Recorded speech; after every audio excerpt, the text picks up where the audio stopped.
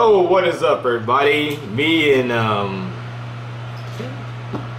Hey everybody, this is Black Bazaar, aka EJ. we're going to do a review of Spider-Man Homecoming. I mean, what you think about the movie? I mean, I thought it was dope.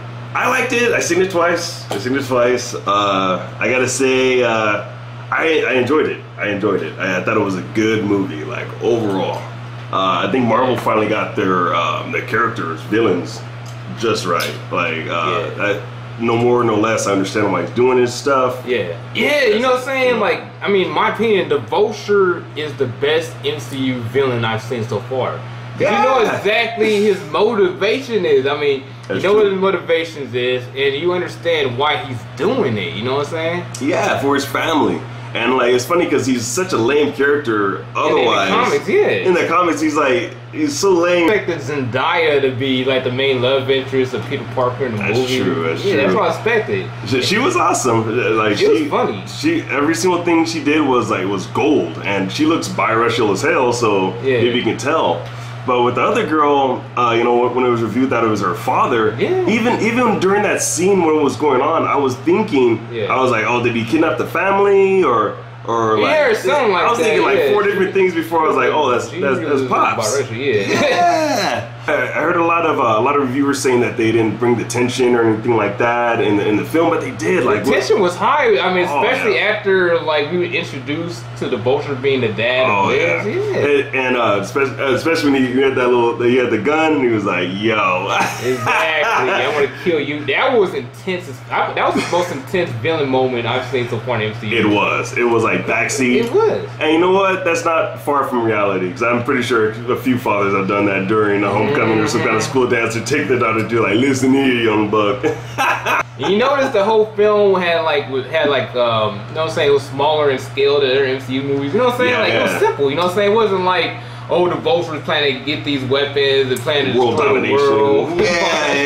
Like, it was just simply like the dude was just like stealing weapons to like sell. Just to sell, and like had no responsibility, of course, just selling them and just being whatever. I'm gonna say one thing I didn't feel about this film, and that was the Flash Thompson. I did not feel the Indian. You don't like Flash. him? I didn't like the Indian Flash. I mean, the thing is, Flash Thompson, the thing is, it's not going to set up for him to be Venom. You know what I'm saying? Are you going to see that dude realistically as Venom? You know what? Speaking of Venom, the first shocker, I had to look at his name the second time I saw it, because I was like, is that Tom Hardy? That's like Tom Hardy. Exactly like Tom Hardy. I love it. Tom Hardy. I was like, oh, he's dust, and then some oozing to get into his dust. I was like, oh wait, as I looked at the name, it wasn't him.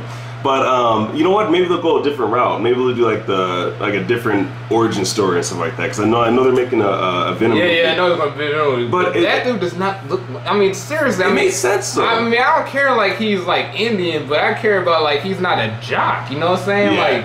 But it made sense for him to mess with Peter because he was part of his friend circle. Yeah. And he was just kind of like the douche, and the guy that's busting his balls in the he's a douchey rich kid who's jealous of Peter, basically. Yeah, and it made sense for him to be on the same level and just to bust his balls, because it doesn't make sense for a jock to be messing with a little nerd like when they have nothing to do with each other. Like, I thought that was a genius move. Like, good thing. Like, they started. I just didn't feel it. This doesn't feel like it was going to set up for him being Agent Venom in the future. I love how they address simple questions that every single like fan would have. Like, yo, what if Spider-Man's chasing people and he has to go through like a golf course? You know, like what goes on here?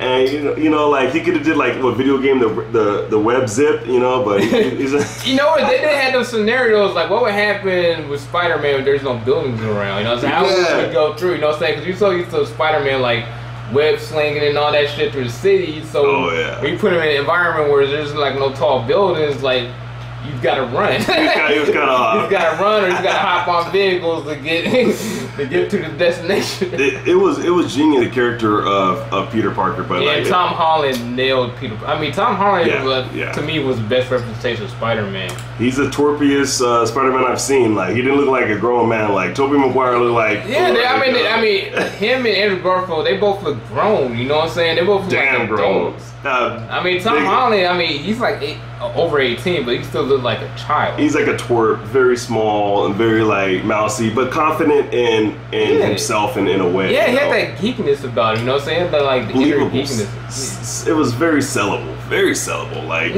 excellent job on the casting, and they can make him grow without recasting. Please don't do another reboot. But like, a lot of people are comparing this movie Homecoming with Spider-Man 2.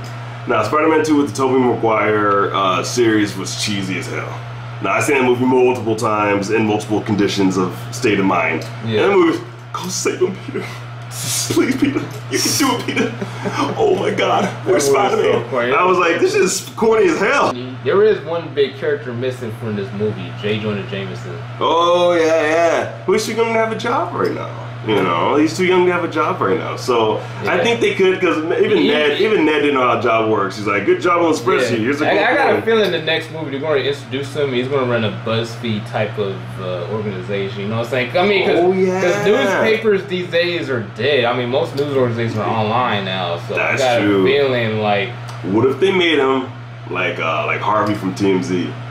Like a whole just like a tree. That is an idea. Think about that, Disney. Oh yeah. Let's get Harvey and a little Hitler mustache, and that's hilarious. But don't do that. The thing is, let me tell you, J. Jonah Jameson was instrumental in creating the Scorpion.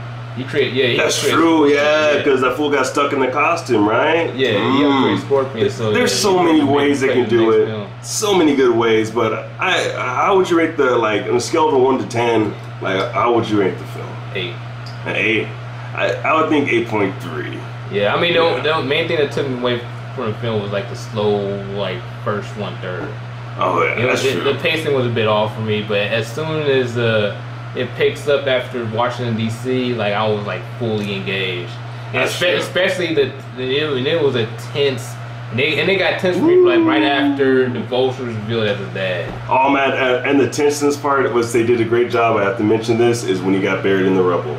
I love that. It was like I have a teenage son, and I saw that struggling, somebody help, struggling.